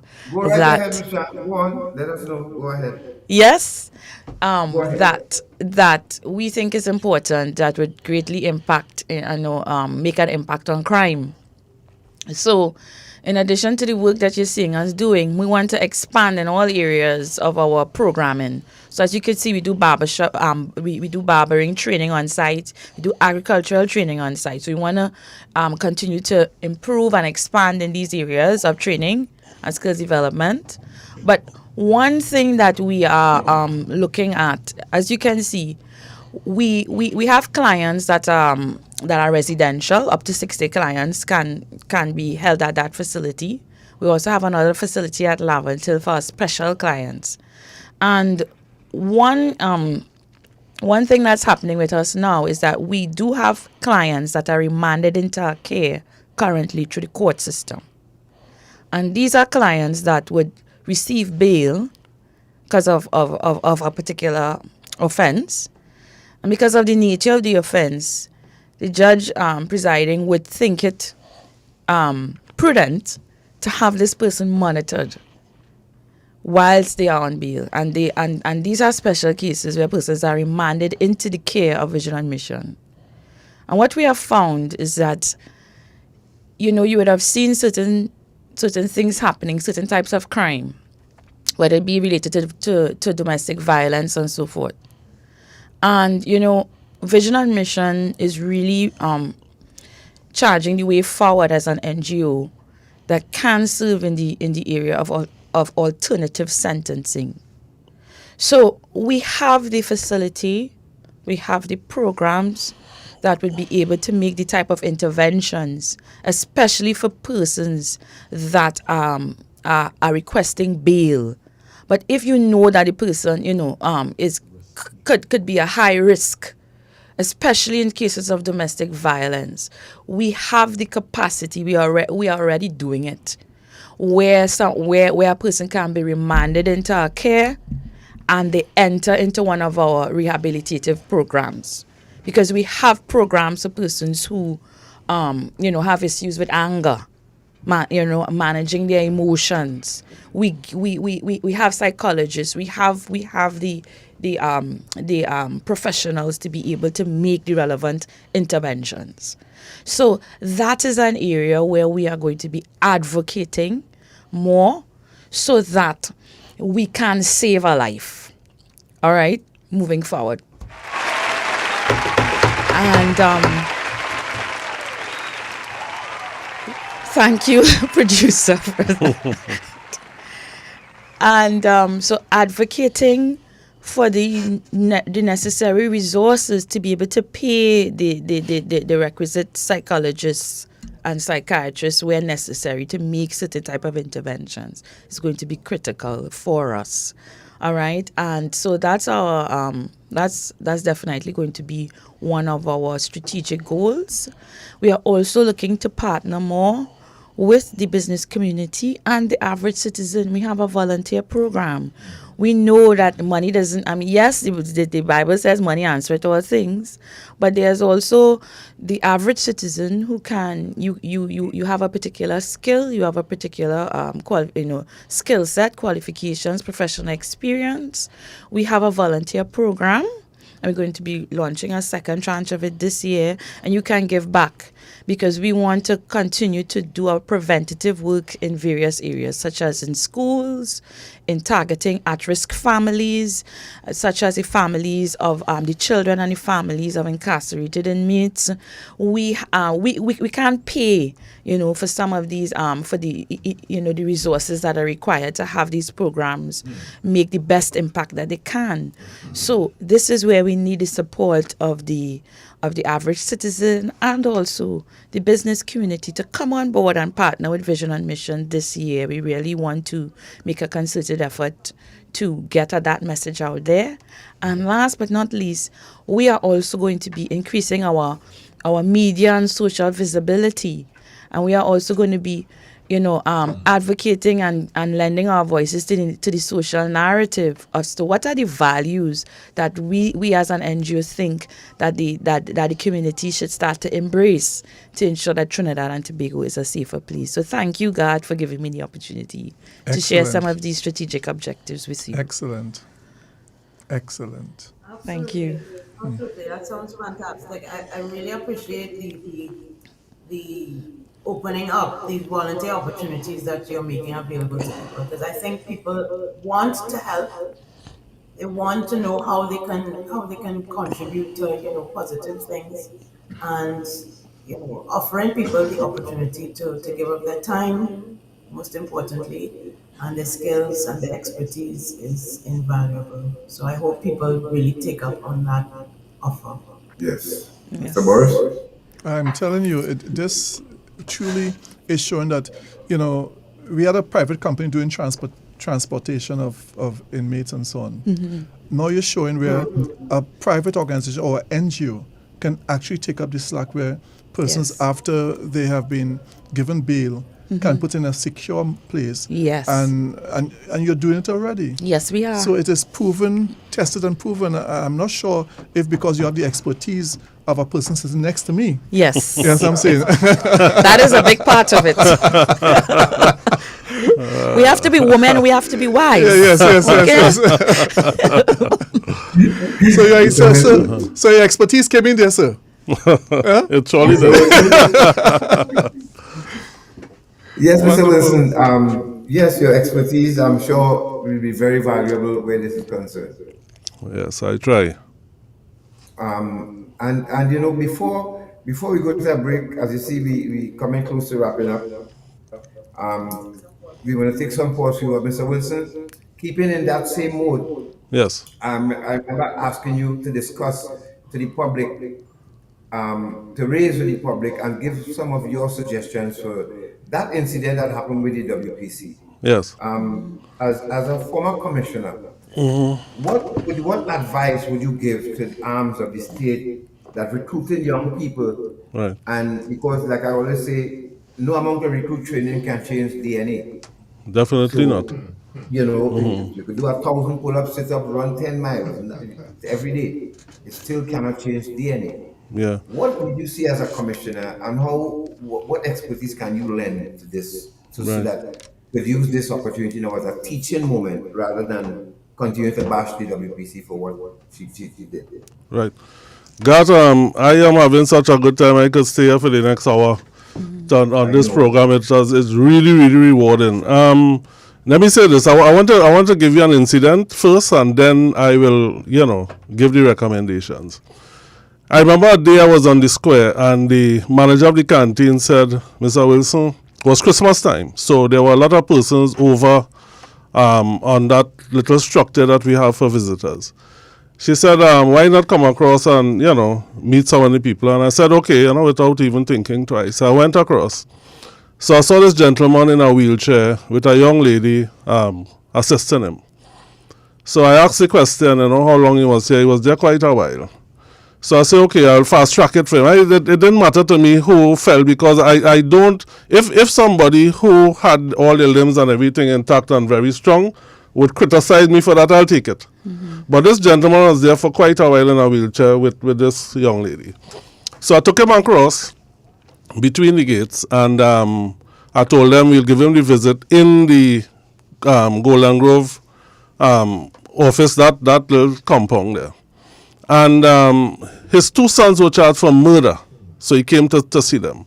So I didn't put him to the regular where all the visitors would come and make noise. I put him in the prison admin building, and I told them to bring his sons up to see him.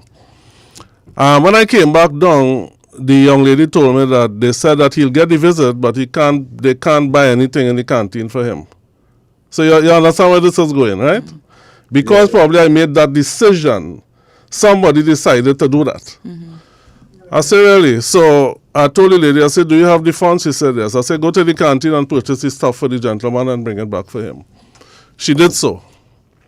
About a few weeks after, this young lady came to me, calling me. And when I looked at her, she said, you remember me? I said, not really. And then she reminded me who she was. She said, remember the guy in the wheelchair? I said, yes. She said, he died, right? So there it is. This man came to see his two sons. May not have seen them, right? Died after that. So that was the last opportunity for him to see his sons who were charged for murder.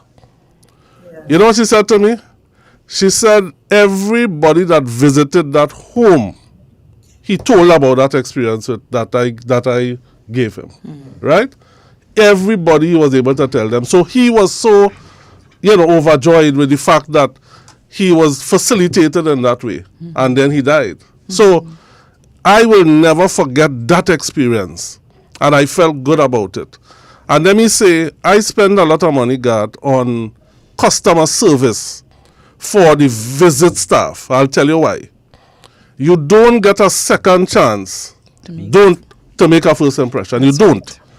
And there are people, let me tell you, we as prison officers, we are accustomed to the environment because we train there. But somebody coming to the prison for the first time is traumatic for them, right? I remember in Port of Spain prison, as you come in the prison and the gates close on you, people start to get, anxiety attacks and so on. So it's important and for us to realize that we have to treat people the way we want to be treated. So I spent some money to do the customer service. So a gentleman came and he did it. I don't know what is happening with it now, but he did it. But I want to say this too. If you look for solutions, I remember when I went to train, my emphasis was on being tough and strong, It wasn't about having compassion. Because you go to the college, and one of the first things in your mind is that you have to be big and bad. Right? And I've said after my experience and growing and developing in the prison service, I tell officers, I say it is better to be respected than to be feared. Because if you are respected inside and outside the prison. If you are feared in the prison alone. When you go out there, you have to you have to face the consequences. So I have learned that. So I'm saying that in terms of training, we have to really emphasize the fact that we have to be professional, not bad, not big and bad. Professional in what we do. You could be firm and get the same result. That's right. Right? But you don't have to treat persons like that and make them feel, because you are going to get a bad name. The prison service, the image is going to be spoiled based on one officer or two or three, right, who may not know how to deal with the public. If you have a lady 85 years, and it has happened, she's coming from Toko. Visit stops at probably 11:15. She comes at 11:20, and you are telling her, Madam, visit finish. Yeah. You understand what I'm saying? Yeah. Without even going to somebody senior to say, look, this lady come, she's 85, she has a stick, she's coming from Toko. What could we do for her? No. Visit is finished and that's it. And these are the things, God, that you have to start to instill in police, prison officers. Well, the army is a different thing because they defend the country. But I'm talking about the prison service, the police service. That customer service, the way we treat people, will go a long way in the success of the organization, because it leaves a bad taste in the mouth of everybody, and every police officer, whether good or bad, is going to get a bad name. That's true. Right? So, God, it starts with the training. You have to do what you have to do, but don't be big and bad. Be professional in what you do. Well said. Come, Gary. Come, Gary. Come, Gary.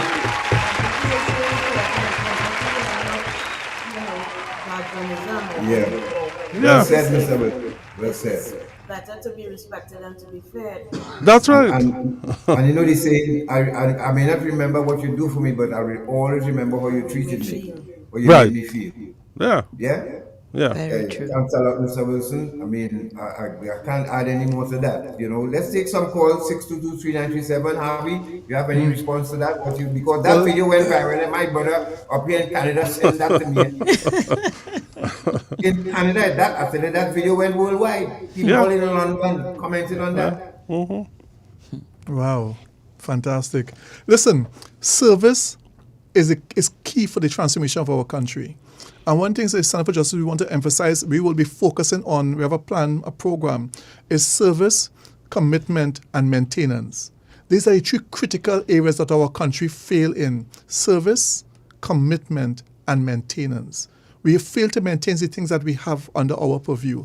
We are not committed usually. We don't have that sense of commitment and responsibility and service to know that we are there to serve. People feel sometimes it's humbling, but it is indeed the greatest love, the greatest gift you can give is to give good service. That's right. And that's what we shall be emphasizing also as the case may be. And let me quickly say, a night in Parliament finished around 1 o'clock that morning. That was about 15 years ago in Parliament. As God, let me tell you, I'm the longest serving member of Parliament in the public gallery. Wow. Right? So I've been going to the public gallery not missing a year for over 40 years. Longest serving. Wow. And a night after the debate, well heated debate, 1 o'clock in the morning debate, everybody walking out. The sergeant walked up to me. He said, Mr. Boris, you're aware though that everybody who living here now are being paid to be here? And I said, yes. He said, it's only you not being paid. And the police had a good laugh on me. The fact that I'm there, they will see me there night after night in the debate. I'm the only person that getting a cent because I'm just in the public gallery. I'm the only person sitting in the public gallery. But it's all part of your commitment to your country. And I felt passionate about this. So therefore, whatever you have to do, whether you're doing the sanitation work on the garbage truck, whether you are a public servant, whether you're in management, whether you're government side, whatever you're doing, there must be commitment. It must be about service, and whatever you have the power over, there must be good maintenance, and that's what we shall be emphasizing in the Center for Justice for the coming year. Let's take our first call. Thank you, Mr. Boris. 622-3937. We just have about 5 minutes to take a few calls quickly. So I know some of you want to say hello. Do you have anybody on the line, Gary? Yeah. All right. Okay. Good morning. Happy New Year and Happy New Year. Those of you who listen to us, you listen to Dependency. Remember, you can go back to the YouTube channel and Facebook channel after the program to get the entire program. All right. Hello. Good morning. Good morning. Morning and best for the New Year. I think most of the programs you all guys are speaking about is cleansing is very good, and all the other areas about. But people, there are weak people. When you go and you see a movie, when you come out of that movie, you want to do exactly what you see in the movie. And I think movies are one of the most terrible things happening to weak people. Most of these fellas who are committing crime attend movies and they have movies in their house. A long time you used to censor movies. Now you're not censoring movies. Children watching movies, and the weak children is susceptible to the gangster and the criminal. Thank you. Next call. Thank you very much. Good morning and Happy New Year to you. Good evening, God and Natasha, as well as to the panel of Mr. John, Boris, and Mr. Wilson. Good morning, sir. Morning. Sorry? Yeah, morning, sir. Good morning and Happy New Year. Same to you. This is an excellent start to the year.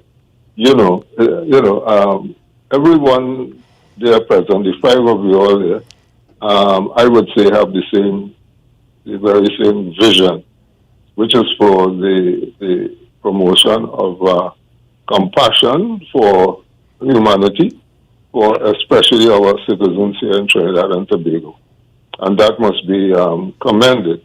Having said that, what I underline my call is really a request for the number from Mrs. Chance again. Yes. For the Waterfield. Yes, the farm, the agriculture. Yes. Well, not the farm. No, not the farm so much. You know, where the men are housed. Yes, Waterfield Estate, through our rehabilitative estate. Everything is there. The Yes. The farm, right? Okay, great. So yeah, I want to get that. I think it starts with 718. Yes, 7328. 718-7328. You can WhatsApp or call and just give us your name, and if you want to come and have a site visit, you want to have a meeting with us, you want to contribute in some way. Yeah, okay. I think I want to contribute in some way. If you will have me, of course we would have you. We want to have you. 718-7328. 7328. Yes, that's my assistant. All right, yeah. And I will take it from there. We'll not recognize the voice because it has been years since we spoke. But this is Kathy Sengoya calling, and want to wish you all the best. Oh my goodness! Wow, Yeah. I'm glad to hear your voice. I'm happy to hear your voice, sir. It's so good to hear you. Same here. All the best. Thank you very much for calling. All right, Kathy, thanks a lot. 6223917. Hello, good morning, Miss Chance. Rex Vidal sends his regards. Okay, And thank he's you. listening and he says, Good morning, gentle people. Thank you. Good morning, sir. A very healthy and prosperous 2024 to all of you there. I want to congratulate you all of what I heard today. I'm impressed, but not surprised. Because with people like Mr. Wilson and Mr. Boris from the East, San Juan, and then Mr. Gatt and Mrs. Chance from South, and Natasha from the Northwest, only wonderful things will happen. So please continue what you all are doing, because this year is a blessed year. Amen. Especially with icing on the wedding cake. I'm looking forward to. We all are. So may God bless you all in your endeavors. Good program as usual on Sunday and Friday. Safe journey home, and we will gladly await your presentations next week. One love. Thank you very much, sir. Thank you. Hello, good morning. Good morning, gentlemen and ladies. Morning, ma'am. Thank you all for the positive direction in which you're trying to take our country and impact on our citizens and our fellow citizens. What has really uplifted me is when I heard Mr. Harvey Boris spoke about going to streets and beautifying the streets and the areas and so on. Because there's a saying, your environment, a healthy environment, impacts and engenders a healthy mind. Right? And secondly, I like what Mr. Gordon, Mr. Gordon, is it? Mr. Wilson. Mr. Wilson spoke about customer service. We in Trinidad and Tobago, we have a bad rap where customer service is concerned. We travel around the globe and we take all the things we see out there and we bring it back here. But we're not bringing back that. So I want us to really improve on our customer service in all areas of our lives. So thank you guys and salute you for the work that you're doing, and blessings for the new year again. Thank you. Okay. Let's take one more, Gary. Take one more and then we wrap up. Hello, good morning. Hello, good day. Good day. Could I get Gard Sinclair number, please? All right, Gary can give you it off the air. So, Gary, you could just give her the number, please, and while we wrap up. Thank you so much. Okay, you're welcome. So, Mr. Closing remarks, Mr. Wilson? Right. I will be a little different, Garth. My closing remarks, we have said so much and this has been so informative. My closing remarks is for both of you in Canada. That is my closing remarks. I just want to say, you all are in Canada, happy anniversary. And I know it's cold there. However, with your warm hearts, it will surely melt the snow. So all the best. Touche, Mr. Wilson. And let us leave the Queen for last. And let me say thank you, God, for the opportunity to be on your program today. Those of you who want to contact us at the Center for Justice, you can call our landline, which is 624. I forgot the number, yes. And the cell number is 271-8436. That's 271-8436. And of course, 271-8436 and 624-7347. 624-7347 at the Center for Justice. If anybody wants to contact us. You can have you on a Wednesday too from 6:15. Right Wednesday here on 9/5. And also, God, with your permission, I would love with your permission to show this program in space this evening, on my show this evening at 2 o'clock this evening, at 3 o'clock this evening. Thank you very much indeed. So I see the news anchors here. Yes. So I'm just going to say it was an honor to be here. Your first program for Iron Dependency 2024. It was an honor to share with you our continued vision as an organization. And I want to wish you and Natasha not only a happy anniversary, but a blessed and prosperous 2024. And may you overcome all your challenges. May you grow in abundance, in peace, in prosperity. May you continue to make up a significant impact in Trinidad and Tobago. And to the average citizen that's listening to us today, we want to thank you, all three of our organizations. Want to thank you so much for the support that you gave to us collectively in 2023. And we want to thank you and bless you for the support you're going to give us on the way forward. Pass the collection hat. Thank you. God bless. Yeah. Okay. So, Kyle, good morning, good afternoon, Kyle. Thank you for joining us. That's it. So, folks, Kyle is up with the news next. I want to thank you all too. God bless you all. This year, as I said, I'm going to score in 2024. So look for me at the March Fair night at the Queen's Park. Oh, beautiful. Right. Yes. Safe trip home, Natasha.